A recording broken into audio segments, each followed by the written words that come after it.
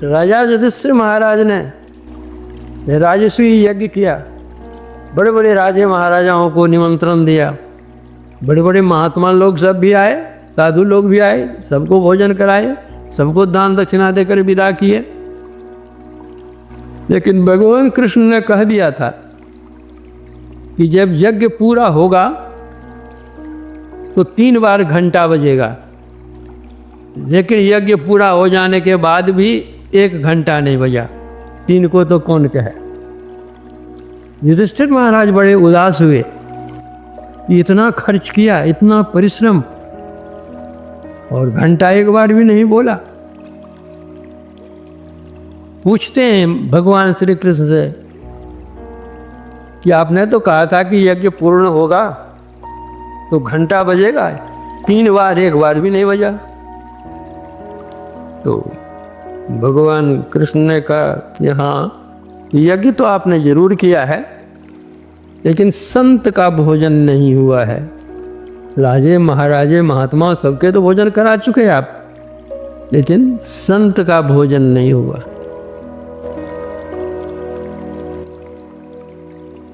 तो कहाँ संत है कहिए तो बुलावे। कहा काशी में हैं, सपच भगत हैं,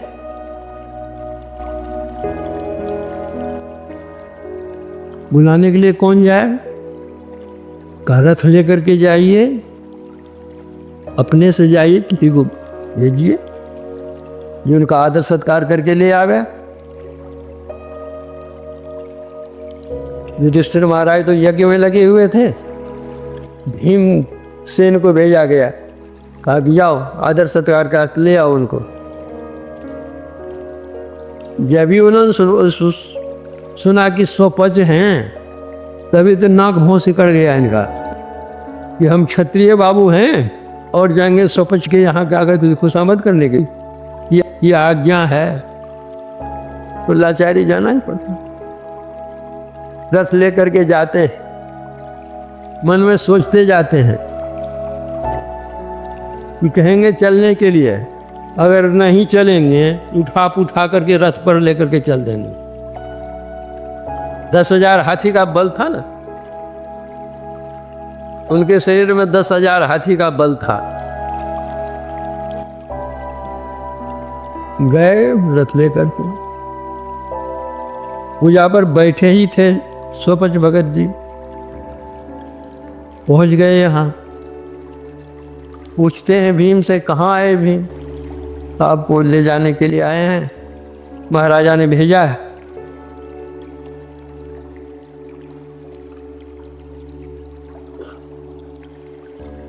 अरे मुझको ले जाकर क्या करोगे।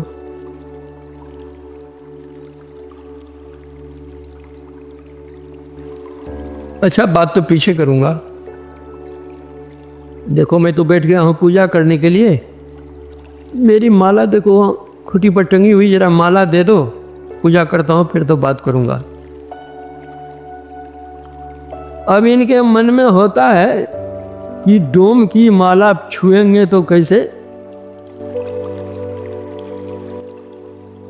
नहीं छुएंगे, माला नहीं देंगे तो कहेंगे तुम कोई तो काम कर बतलाया सो तुम किया ही नहीं, तुम्हारे हम नहीं जाएंगे। इनकी भी बात तो माननी पड़ेगी। उन्होंने अपनी एक उंगली लगाई, माला टस से मस नहीं हुई। 2 उंगली लगाई, कुछ भी नहीं। 3 उंगली कुछ नहीं। 4-5 उंगली खींचना चाहा, लेकिन माला जो कि तो टस से मस नहीं हुई। जो 10,000 हाथी का बल था, जो बबजिया को उठाकर रखते थे रथ पर, जिनकी माला ही नहीं टस से मस ये कर सकते हैं, तो बाबा जी को टुकड़ा देंगे। जो गर्व था बस वहीं तो गल गया हो गर्व। अपने से उठ करके लेकर अपनी पूजा करके फिर पूछते हैं बतलाओ क्या बात है। आप वो ले जाएंगे, यज्ञ वहाँ हुआ है, लेकिन जब तक आप नहीं जाएंगे यज्ञ पूरा नहीं होगा। महाराजा ने आपको भेजा है, अब मुझे ले जाकर क्या करोगे। बोला कि आपको भोजन कराऊंगा वहाँ पर, महाराज जी आपको भोजन कराएंगे।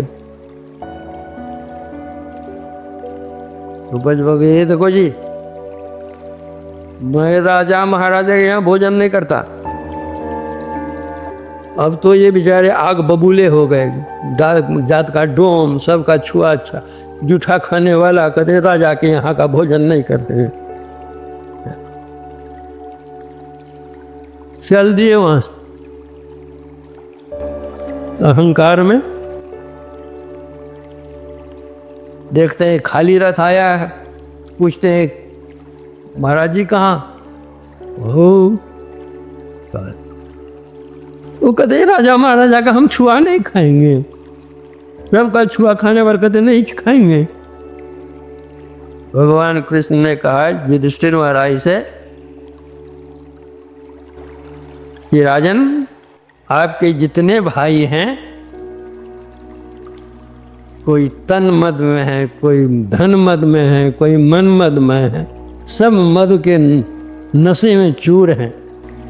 आप स्वयं जाइए और आदर पूर्वक लाइए। युधिष्ठिर महाराज स्वयं जाते हैं, प्रणाम करते हैं, अनुनय विनय करते हैं। सुपच बहुत पूछते किस लिए मुझे ले जाओगे?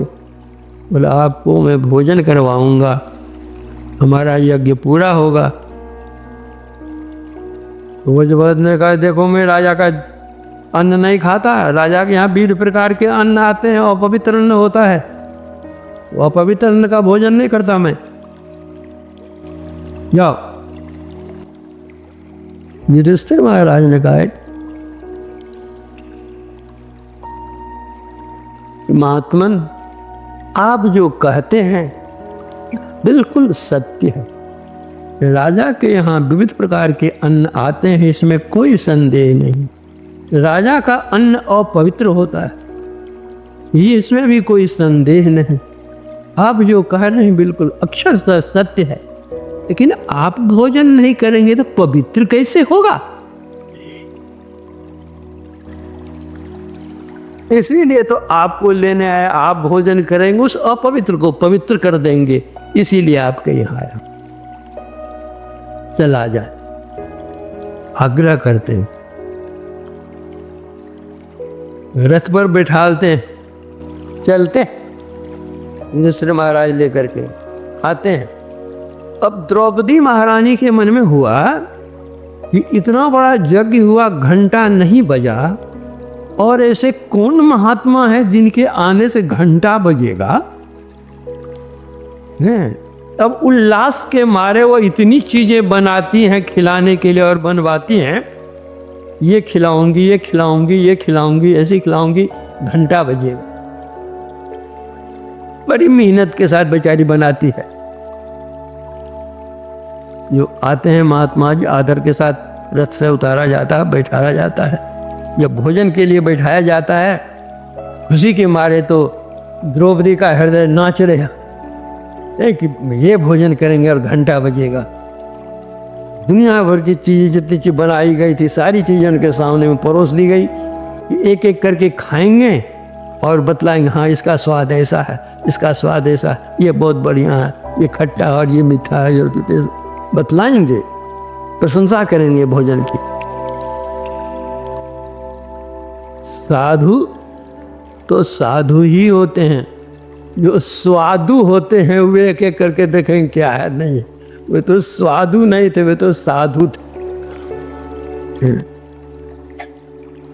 एक बाबाजी था, वो गांजा भी पीता था, बीड़ी भी पीता था, सिगरेट भी पीता था, शराब भी पीता था, सब कुछ नशीली चीज खाता पीता था वो।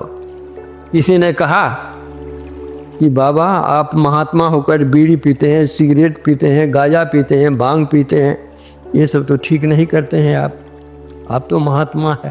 अरे तुम क्या जानेगा, साधु है तो सबको साधेगा, बीड़ी सिगरेट तंबाकू गांजा भांग सब होता।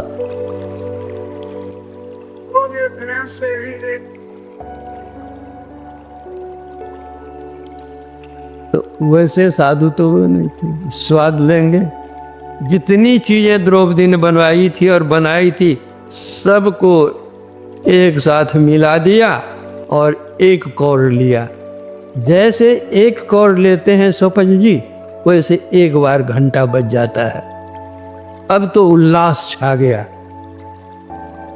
1 घंटा बज गया, अब 2 घंटे और बजेंगे। इतने में द्रौपदी के मन में भाव होता है, कितनी मेहनत से तो मैंने इतनी चीजें बनाई थी कि एक एक करके खाते और स्वाद लेते और वर्णन करते किसका कैसा स्वाद लगा। सो कुछ नहीं, आखिर में जात के तो डोम ही ठहरे ना, सब कुछ मिला जुला करके एक साथ कर दिया है और मुंह में ले लिया। संत तो अंतर्यामी होते हैं, हृदय की बात जानते हैं। रामकृष्ण परमहंस जी ने कहा कि संतों की दृष्टि में सामान्य जनों का हृदय कांच की अलमारी के समान होता है। कांच की अलमारी में कोई भी सामान छिपा कर रखो, बाहर से ही वो सामान दिखता है। उसी तरह से हृदय में कोई किसी कोने में बात को छिपा कर रखो, वो बात प्रकट हो जाएगी। तो सपच भगत द्रौपदी के मन की बात जान गए कि इसके मन में यह भाव आया कि आखिर तो डोम स्वाद क्या जाने।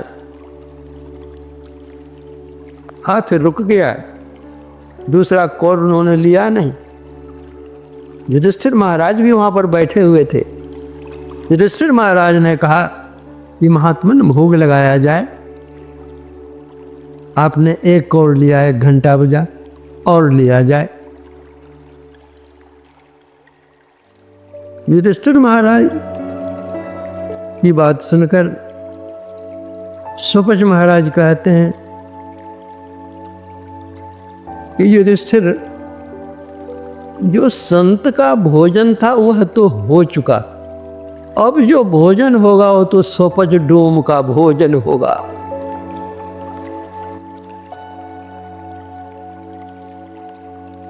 युधिष्ठिर महाराज डर के मारे कांप गए।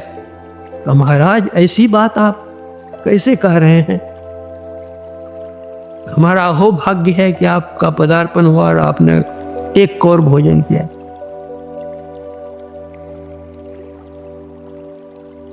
सपच महाराज कहते द्रौपदी से पूछो तो। अब तो द्रौपदी बेचारी डर के मारे कांपने लगी, हाथ जोड़ कर करने लगी, प्रभु मुझसे गलती हुई, नारी जाति में छोटी बुद्धि की, ओछी बुद्धि की, आप क्षमा कीजिए, भोजन कीजिए। युधिष्ठिर महाराज उन्होंने भी न करने लगे कि महाराज भोजन किया जाए। सपच जी बोले भोजन तो मैं कर लूंगा, लेकिन जो घंटा बज गया वो बज गया, अब नहीं बजेगा। भोजन किए उसके बाद फिर दूसरा तीसरा घंटा बजा दे। तो वही संत पलटूदास जी महाराज कहते हैं, राजा युधिष्ठिर यज्ञ बटोरा जोड़ा सकल समाजा, अब मर्दा सबका मान सोपच बिन घंट नवाजा।